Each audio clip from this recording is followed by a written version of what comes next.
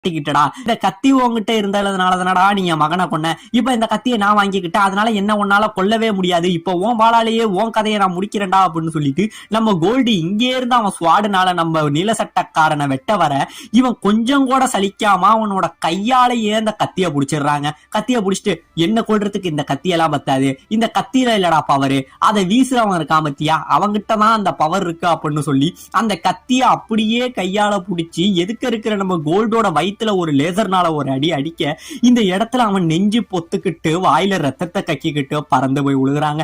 இதை இவங்க பார்த்துட்டு இன்னும் பயங்கரமான ஷாக்கு. இந்த பக்கம் நம்ம வெஜிடாவுக்கு வந்து ஆச்சரியத்துக்கு மேல ஆச்சரியம் இவனுக்கு வந்துகிட்டே இருக்கு. யாராதான் இருப்பான் இவன், இவனுக்கு எப்படி இவ்வளவு பவர் இருக்குன்னு சொல்லி நம்ம வெஜிடாவுக்கு ஒரே குழப்பமாவே இருந்துகிட்டு இருக்க.